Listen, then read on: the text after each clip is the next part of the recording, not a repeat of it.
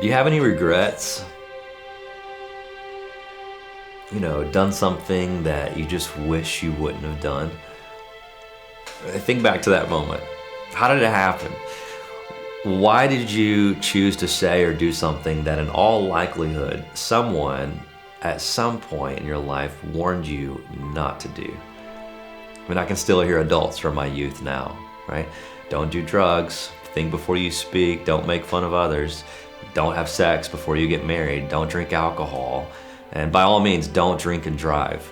And yet we do, don't we? We do say things we wish we could take back. We do things we wish we wouldn't have done.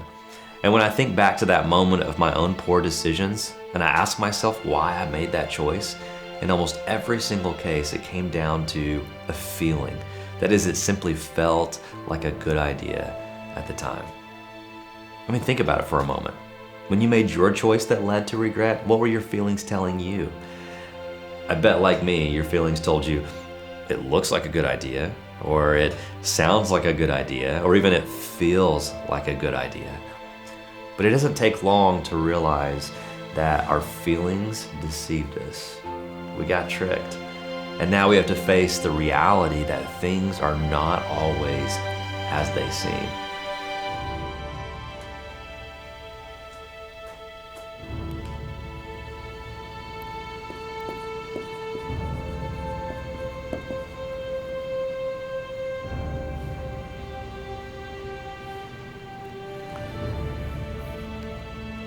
Have you ever thought about how the choices you make in life matter? Really matter. Because every day we make choices. Big choices, small choices, sometimes choices that we don't even realize that we've made.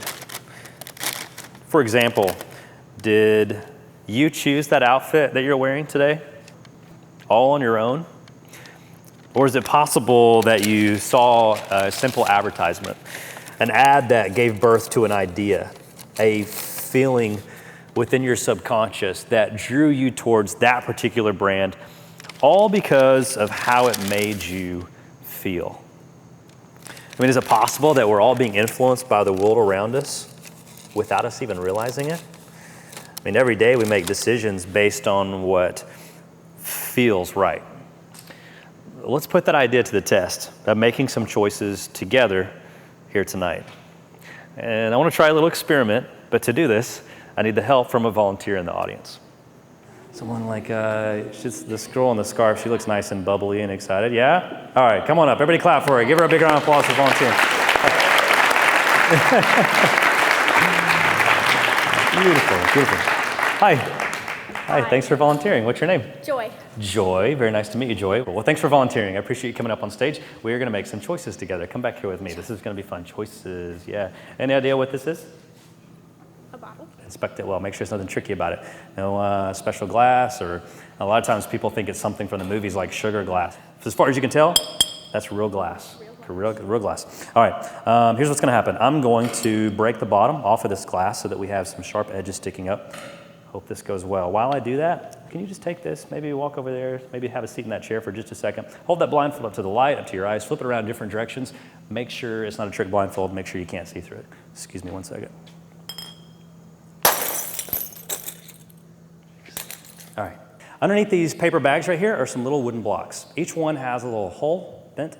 That is to make this a lot more interesting, all right? Hopefully without cutting myself, I'm going to cover this bottle up with the paper bag. All right, here's what's going to happen. Come back over here with me for just a second. Tell me your name one more time. Joy. Joy. In just a second, we are going to mix up these bags. After we mix them up, we're just going to take our hands, we're going to put them on top of one of the bags, and we're just going to slam our hands down on top of them really fast. Are you nervous? Just a little bit. Me too. All right, we need to mix them up. All right, so hold the blindfold over your eyes. I want to make sure you can't tell where the broken bottle is. We're going to mix these up really quick. I want to make sure that no one in the audience actually knows which bag has the broken bottle underneath it. All right. There we go. You may open your eyes. I now need you to mix up the bags. Don't let the bags fall off. If the one falls off where the bottle is, we have to start this process over again. Hey, nobody got time for that. All right, so go ahead and check that out. I'm going to stand right over here. I'm going to put on the blindfold while you mix up the bags.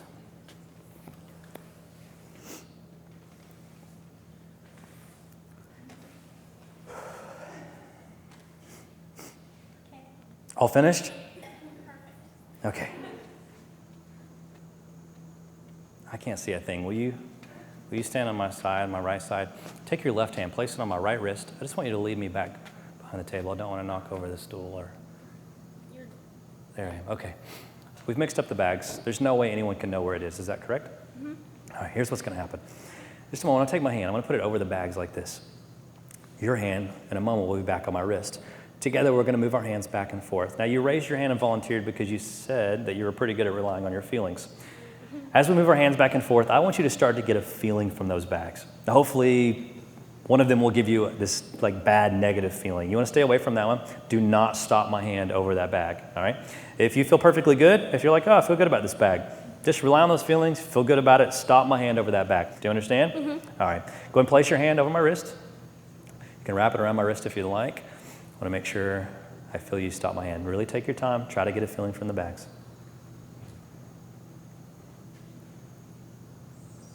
Stop. Okay. You didn't sound so sure when you said stop. Do you feel good about this bag? Better than the others. Okay. All right. Is my hand over the bag? Yes.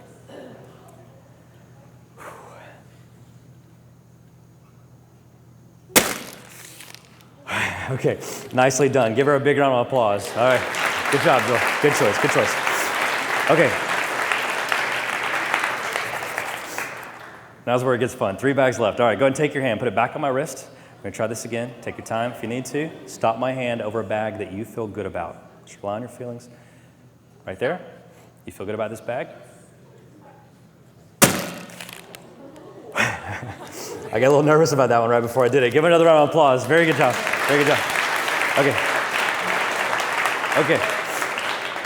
Now, Joe, I'm not going to lie. This is when it gets down to 50-50, that's when I get nervous. Because that's when something has gone wrong before, okay? So really take your time on this one. Really rely on your feelings. Really try to get a really distinct feeling from these 2 bags. Okay, go and take your hand, put it back on my wrist. Really take your time. Stop. Okay. Now, Joy, I give you my word. I'm not trying to influence your thoughts. This is your choice to make. But the few times I do perform this stunt, I always give the person helping out the opportunity to go with their instincts and stay here, or just at the last second, a final chance to change your mind to the other bag. I'll stay. You're going to stay here? Okay. Just remember you had that opportunity. Right? Is my hand over the bag? Yeah.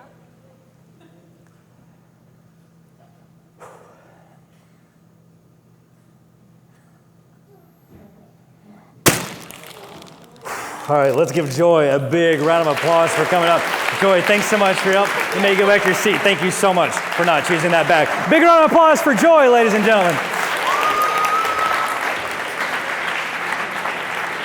Now, I need to tell you guys the truth. It's a simple truth. Are you ready? Do not try this at home. I know that would be a really stupid choice, right? But let's be even more honest. I mean, I'm not here to insult your intelligence. What do you think the chances are that there's some sort of trickery involved in the stunt that you just experienced? Yeah, pretty high, right? Now, it's still dangerous. That's how I have a little small scar right here on my hand. Because there's still a small chance that things may not go exactly as I had planned, which is why you should not try this at home. But even though this is just a trick, it represents the truth. I mean, every day we make choices like this, don't we? We think, well, it looks like a good idea. I mean, it sounds about right. I mean, it feels good to me. Before we know it, we get tricked into believing lies, which lead to dangerous choices, which in the end only leads to emptiness and regret. Now, don't get me wrong. Our feelings matter. I mean, your feelings matter, partly because we so often make our choices purely based on those feelings. But I've learned, especially as an illusionist, that things are not always as they seem. Now, I don't know about you, but I used to feel this way about God. I mean, I grew up in church. I never did drugs. However, I did tell people that I had a drug problem when I was a kid because my parents drugged me to church every single time the doors were open. And at church, I grew up being told what to do, how to live, what to believe. This is the truth, everyone would say. And I believed it, at least for a little while. And then I began to grow up, and maybe like you, I started questioning things. I began to wonder if God even existed. And I remember moments as a teenager where I would sit in my room and I would have tears in my eyes because of situations that I would find myself in. And I would just sit and wonder, like, I would think there's no way that there's a God. And even if there is, there's absolutely no way that he cares about me personally. Why? Because that's the way it felt. You ever felt that way? But you know what I've realized? Our feelings change. Feelings change, but truth doesn't. And truth is true whether you believe in it or not. I mean, it's much like a magic trick. Utilizing the art of deception, I can lead you to believe many things. But whether you believe those things or not doesn't change the fact that it's all just a clever illusion. Now, ironically, the same God that I doubted the existence of actually had something to say about this himself. You see, God realized even a couple thousand years ago when guys like Paul were here on earth that it would be easy to be deceived. And therefore he said, hey, don't focus on that, because what we can see and hear and feel can so easily shape what we believe to be true. Therefore, Paul warned us by saying, hey, don't focus on what you see. That can often lead you astray, much like a magician misdirecting your focus in order to deceive you. Instead, focus on what is unseen, because what is unseen is eternal.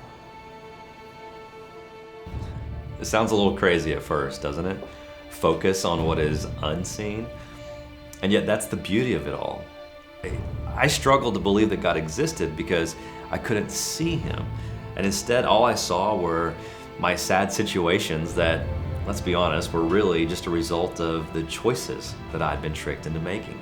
And all based on what felt like a good idea at the time.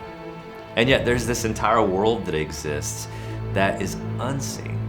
In other words, you may not always be able to see God. You may not always be able to hear God or feel like he is there, but that doesn't mean that he doesn't exist. I mean, what if? Let's just ask the question, what if? What if there was some sort of truth that could radically change your life? What if there really is a God in heaven who created you to live a life of meaning and purpose and true joy, and you've missed him because you've been focused a little too much on the things that you can see in this physical world around you, things that can easily deceive you? I mean, what if we were created to live for eternity, and we realize that the choices that we make here on this earth matter because they echo in eternity? If that's true, and I believe it is, that truth, it could change everything. And are you ready to challenge your feelings and assumptions about what might be true? If so, let's start by shattering your illusions.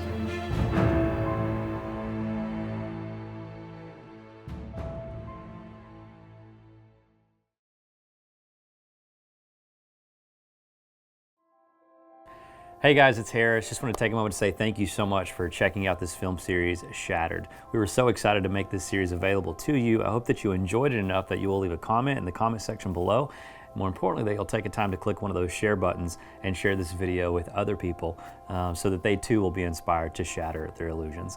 If there's anything we can do to help you, maybe you want to dig deeper into shattering some of the illusions or kind of uncovering some of the deeper deception that might be trapping and entangling you, just send us a text message or an email. All the information is available right here on this page, and we look forward to sharing more videos with you in the future. If you want to keep in touch, make sure you share and subscribe. Hopefully we'll see you soon.